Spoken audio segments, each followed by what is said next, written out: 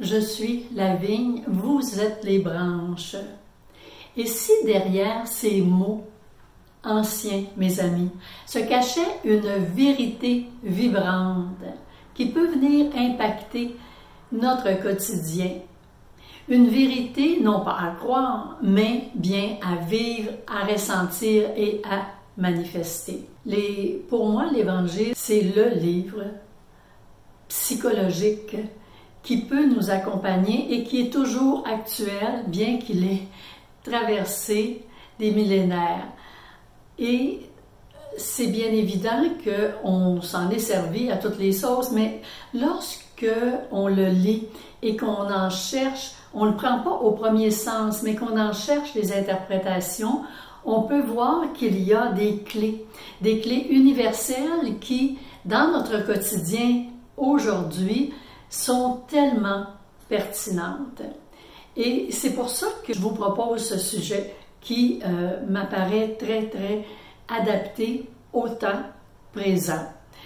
Alors, et pour déjà amorcer notre rencontre d'aujourd'hui, je vous ai préparé un petit tableau dans lequel j'explique les sens en mettant des images pour que tous et chacun, on arrive à bien saisir la portée de ces mots « Je suis la vigne, vous êtes les branches ». Pour bien saisir le sens, j'ai fait un petit tableau. Dans la première colonne, on voit « Je suis ». Le « Je suis », c'est la conscience d'être, le point de départ de toute création. Quand on dit « je suis une personne bienveillante », nos expériences vont être davantage colorées dans ce sens-là. Si je dis « je suis sotte »,« je suis quelqu'un qui ne sait pas, qui ne comprend pas, qui ne sait pas faire », dans ce temps-là, évidemment, on va activer notre propos. Quand on dit « je suis », on active une qualité, un défaut ou une façon qu'on voudrait changer, une fréquence vibratoire qui devient comme le tronc nourricier de nos expériences. C'est-à-dire que nos expériences vont être colorées de ce que j'entretiens à l'intérieur de moi et que je manifeste au point de départ en disant « je suis », puisque c'est le point de départ de toute création. Dans la deuxième colonne, la vigne et les branches.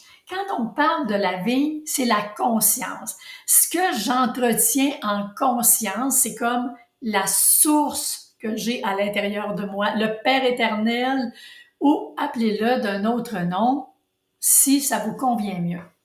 Les branches, ce sont nos pensées, nos paroles, nos sentiments, nos gestes qui vont prolonger la conscience de quand je dis « je suis » et que j'agis en fonction forcément de comment je pense que je suis et comment la vie c'est, automatiquement, ça prolonge la conscience dans la matière, c'est-à-dire que ça va se matérialiser à partir de ce que j'entretiens à l'intérieur de moi. Ce que l'on pense, ce que l'on ressent, ce que l'on entretient, ça se répand comme une sève dans nos réalités, c'est-à-dire que ça se manifeste sans l'ombre d'un doute. C'est pour ça qu'on dit souvent que l'on est les propres créateurs de notre réalité.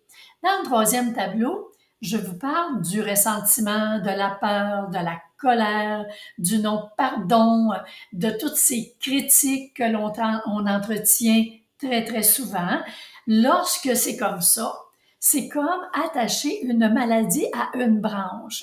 Ça fait quoi? Ça fait que l'on bloque la vie, on bloque l'expérience renouvelée qu'on voudrait vivre.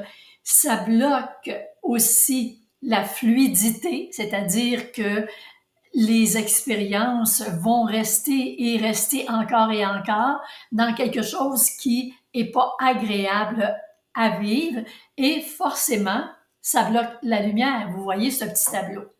Ainsi, si je porte quelque chose contre quelqu'un, contre une expérience, contre la vie, contre le gouvernement, contre le voisin, contre la parenté, contre toute autre personne autour de moi, bien, c'est ce que je nourris, je vais rester branché dans l'énergie que je nourris. Alors, quand les gens veulent que les choses changent, mais qu'ils restent dans des énergies dites négatives, eh bien, c'est ce qui se produit dans la vie. Alors, pour bien saisir, je ne peux pas brancher une lumière sur une prise électrique sans en recevoir aussi le courant. De même, si je m'accroche à l'injustice ou à la colère ou à toute autre chose de ce genre, je reste alimentée par cette fréquence et ma vie va rester en lien avec tout ce que j'entretiens, tant de peur et sentiments ou toute autre chose. On peut comprendre de quelle façon, en conscience, lorsqu'on amène notre attention sur une situation qui vient nous déranger, qui crée de l'anxiété, des peurs, différentes formes d'incertitude, de la difficulté dans nos relations, eh bien, lorsqu'on porte notre attention, c'est-à-dire notre conscience, sur ces pensées qui viennent nous bousculer, évidemment que ça a un impact dans ce que l'on vit dans notre quotidien. Maintenant, souvent les gens me disent, Diane, comment on fait pour décrocher vibratoirement? On commence toujours là, à décrocher vibratoirement. Alors, je vous propose, si vous n'êtes pas en voiture, juste ce petit exercice pour vous aider à voir que vous pourrez répéter lorsque bon vous semble, dans des situations à travers lesquelles vous vous sentez envahi. Et on sait que c'est important de pratiquer pour que ça devienne, à un moment donné, quelque chose de tout à fait naturel. Il est possible qu'après 2-3 fois, ça devienne toujours de plus en plus facile. Alors, pensez à une personne ou une situation qui vient vraiment vous déranger. Et, tout doucement, fermez les yeux et répétez « Je suis la vie, je suis la conscience, je suis la vigne. Je choisis aujourd'hui de nourrir les branches de paix, de liberté, de clarté. » Puis, tout doucement, répétez-vous « Je me désidentifie de ce qui me fait du mal. J'ai choisi d'aller nourrir ma vraie nature. » Et quand vous allez vous répéter ça, avec un petit peu de régularité, vous allez voir que vous allez réussir tout doucement à emmener votre attention vers autre chose et comme vous vous désidentifiez à ce qui vous fait du mal, eh bien évidemment, ça va aller mieux, heureusement, et ça va vous permettre de trouver des façons de régulariser la situation lorsque c'est possible de le faire, que vous en avez le pouvoir. Lorsqu'on parle de nourrir une vie qui soit en harmonie, évidemment que ça ne passe pas par le contrôle. Ça passe par cette relation à la source et cette connexion intérieure que nous avons et qu'en conscience, nous décidons de nourrir. Plus on va élargir notre niveau de conscience, plus ça va être facile de traverser les événements de meilleure façon. Et vous pourrez ainsi prendre conscience que, et vous répétez, ce que je nourris, je l'aimante, et ce que je nourris devient ma réalité. Donc, ça va vous aider à faire de meilleurs choix. Lorsqu'on parle du Père créateur, de Dieu ou de la source, peu importe, en réalité, notre connexion, elle est dans notre conscience. La façon d'aborder la vie, que cette vibration primordiale devient au quotidien une source lumineuse. Et ce faisant, c'est qu'on élargit notre niveau de conscience. Et le processus de la vie, il est plus simple que l'on pense. La difficulté, c'est le conditionnement, les couches de conditionnement et les croyances que l'on véhicule qui nous empêchent justement une manifestation de la vie tout à fait différente. et lumineuse et harmonieuse et joyeuse au quotidien. La prise de conscience d'abord, ce qui fait que j'ai du pouvoir sur ma vie. Donc, vous aurez compris que les mots « je suis », la première relation que vous avez, elle est avec la perception que vous avez de vous, avec les gens qui vous entourent, avec la vie et évidemment, lorsque vous prononcez « je suis », vous êtes connecté directement avec la source qui va faire ce que vous manifestez dans vos paroles, dans vos ressentis, parce qu'on a ce qu'on appelle le libre arbitre. Voici maintenant les points d'éveil à méditer.